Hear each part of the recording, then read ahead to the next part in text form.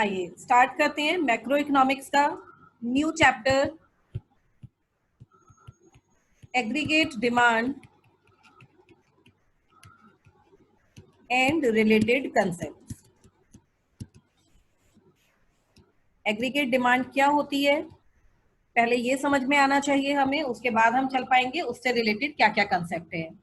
अब aggregate demand को हम अलग अलग यदि देखें तो aggregate means total, and demand का मीनिंग हम पढ़ा करते थे 11th क्लास में। डिमांड का मीनिंग क्या है? विलिंगनेस टू परचेज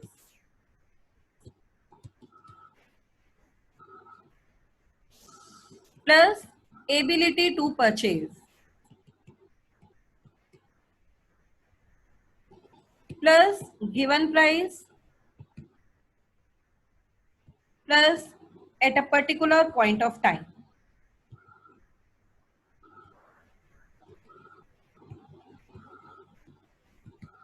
यदि मैं अपनी बात करूं एज एन इंडिविजुअल, मैं ये चाहती हूं, मेरी विलिंगनेस है कि मेरे घर की छत पे एक मेरा प्राइवेट हेलीकॉप्टर खड़ा हो।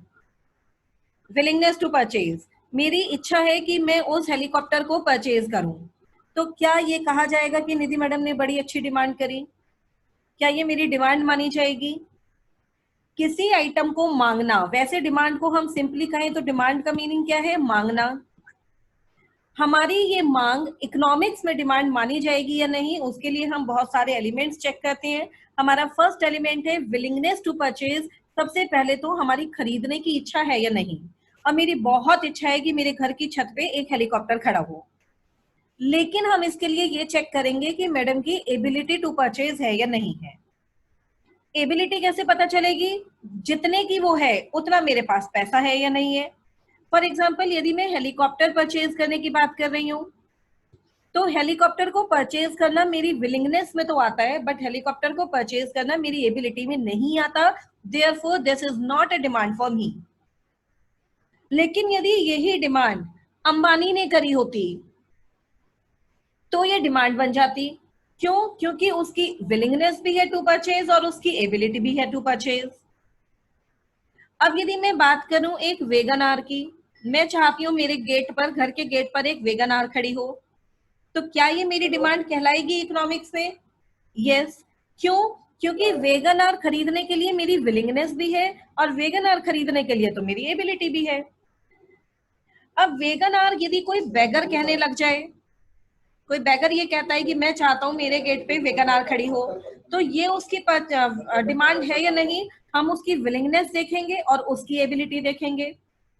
अब मेरी एबिलिटी है या नहीं हेलीकॉप्टर खरीदने की, बैगर की एबिलिटी है या नहीं वेगन आर खरीदने की, ये हमें जब पता चलेगा जब उस कमोडिटी का प्राइस पता हो सकता है हेलीकॉप्टर 10-15 लाख में आता हो, 10-15 लाख में आता होगा। यदि मुझे उसका प्राइस पता चल जाए फिर तो मेरी भी एबिलिटी टू परचेज हो जाएगी।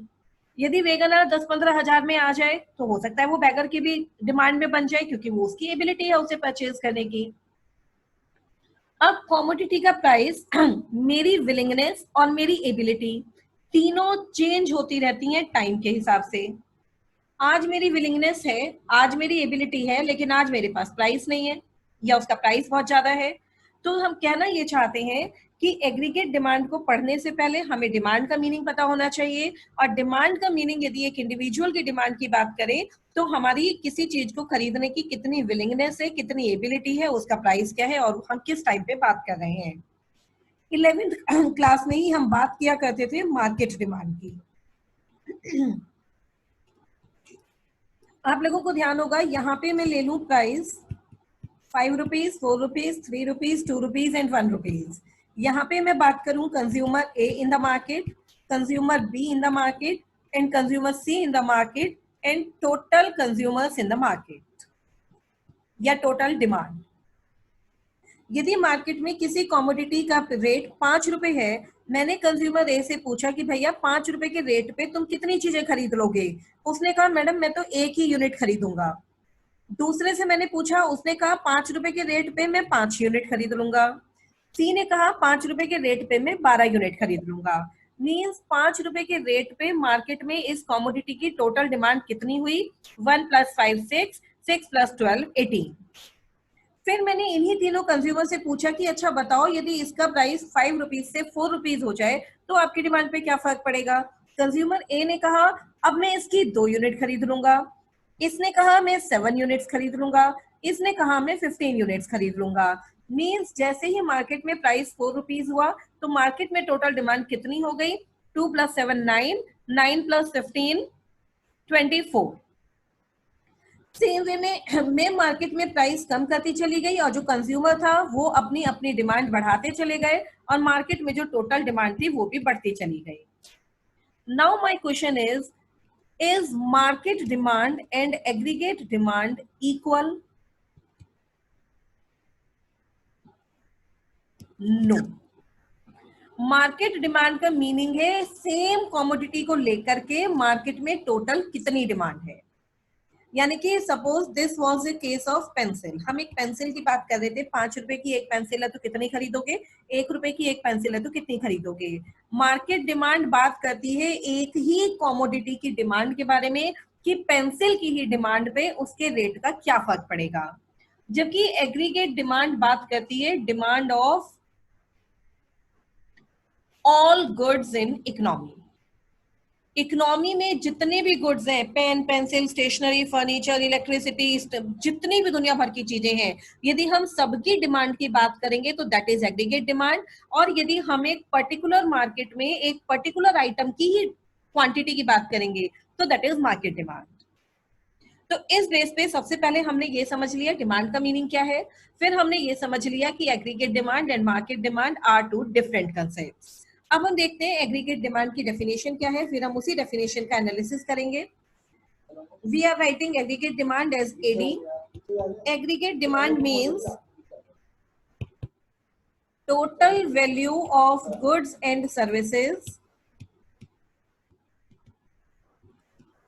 which all the sectors of an economy are planning to buy। इसमें भी इंपॉर्टेंट बात अभी हम करेंगे, at a given level of income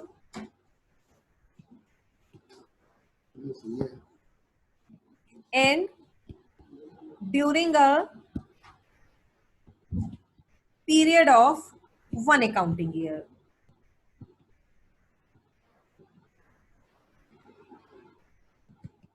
आइए इस डेफिनेशन को तोड़ते हैं, इस डेफिनेशन के अलग अलग पार्ट्स करते हैं और इसको जो मेन डेफिनेशन थी willingness to purchase, ability to purchase वाली, उसके साथ थोड़ा थोड़ा हम कंपेयर करेंगे। एक बात ये बताओ, जब हमने डिमांड की डेफिनेशन लिखी थी, demand means willingness to purchase. Willingness to purchase का मतलब है कितना खरीदने की विलिंगनेस है, इच्छा है। इट मींस हम जो डिमांड की बात कर रहे थे वो एक्चुअल बॉट की बात नहीं कर रहे थे, कितना खरीद लिया दैट वाज नॉट कंसिडर्ड। हम बात कर रहे थे एस्टिमेटेड, हम कितना खरीदने की इच्छा रखते हैं, कितना खरीद सकते हैं। सेम वे में एग्रीगेट डिमांड की डेफिनेशन में वर्ड है प्लानिंग। एग्रीगेट डिमांड का मतलब है एक इकोनॉमी में, इकोनॉमी हमारी कौन सी है, इंडिया। एग्रीगेट डिमांड का मीनिंग है एक इकोनॉमी में सभी गुड्स एंड सर्विसेज की कितनी वैल्यू।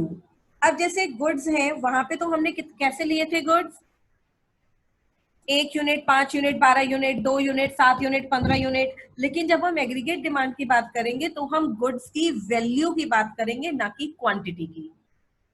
हम यहाँ पे ये बात करेंगे कि एक इकोनॉमी में कितने रुपए के गुड्स, कितने रुपए की सर्विसेज के बारे में प्लानिंग की जा रही है कि लोग खरीद लेंगे। यानी कि एग्रीगेट डिमांड का मतलब है एक इकोनॉमी में पूरे एक अकाउंटिंग ईयर में सभी लोग मिलकर के, all the sectors of an economy, economy के सभी सेक्टर के सभी लोग मिलके एक साल में टोटल कितनी वैल्यू के गुड्स और सर्विसेज खरीदने के लिए प्लान कर रहे हैं, उस वैल्यू को हम बोलते हैं एग्रीगेट डिमांड। मींस 1 लाख रुपए के गुड्स और 50,000 रुपए की सर्विसेज, फॉर एग्जांपल, यानी कि 1.5 लाख रुपए की वैल्यू की हमारी इकोनॉमी में एग्रीगेट डिमांड होने वाली है। अब हम बात करें कि इकोनॉमी के वेरियस सेक्टर्स कौन कौन हैं जो लोग प्लानिंग टू बाय, जो खरीदने का प्लान कर रहे हैं। ये हम लोगों ने नेशनल इनकम वाले चैप्टर में पढ़ा था। पूरी इकोनॉमी में टोटल कितने सेक्टर्स होते हैं? 4 sectors. First sector is consumer, जो कंजम्पशन करते हैं। सेकेंड सेक्टर इज प्रोड्यूसर, जो प्रोडक्शन करते हैं। थर्ड सेक्टर इज गवर्नमेंट, जो कंजम्पशन भी करती है, प्रोडक्शन भी करती है। And the fourth sector is foreign sector या फिर नेट एक्सपोर्ट सेक्टर। तो अब आप ये देखो, डिमांड कौन कौन करता है? डिमांड तो कंज्यूमर भी करता है, डिमांड तो प्रोड्यूसर भी करता है, डिमांड तो गवर्नमेंट भी करती है, डिमांड तो इंपोर्ट एक्सपोर्ट के लिए भी की जाती है। तो एग्रीगेट डिमांड का मतलब है इकोनॉमी के सभी सेक्टर्स के लोग टोटल कितनी वैल्यू के गुड्स एंड सर्विसेज खरीदने का प्लान कर रहे हैं एक अकाउंटिंग ईयर में at a given level of income. जब तक मैं अपनी इनकम को ध्यान में नहीं रखूंगी, क्या मैं ये बता सकती हूँ कि मैं कितनी वैल्यू के गुड्स कंज्यूम करना चाहती हूँ, मैं कितनी डिमांड करना चाहती हूँ? जैसे अभी हमने डिमांड की डेफिनेशन में कहा था कि जब तक हमें प्राइस नहीं पता होगा, जब तक हमें कैसे पता चलेगा कि मेरी एबिलिटी टू परचेज है या नहीं। सेम वे में जब तक यहाँ पे हमें अपनी इनकम का लेवल नहीं पता होगा, जब तक हम कैसे प्लान कर सकते हैं to buy? Planning to buy के लिए लेवल ऑफ इनकम गिवन होना बहुत जरूरी है। तो इस सबसे क्या निकल कर आई? हमारी एग्रीगेट डिमांड की definition. Now the question is whether aggregate demand and aggregate expenditure are same. ये क्वेश्चन हमारे सामने आता है कि एग्रीगेट डिमांड और एग्रीगेट एक्सपेंडिचर सेम है क्या?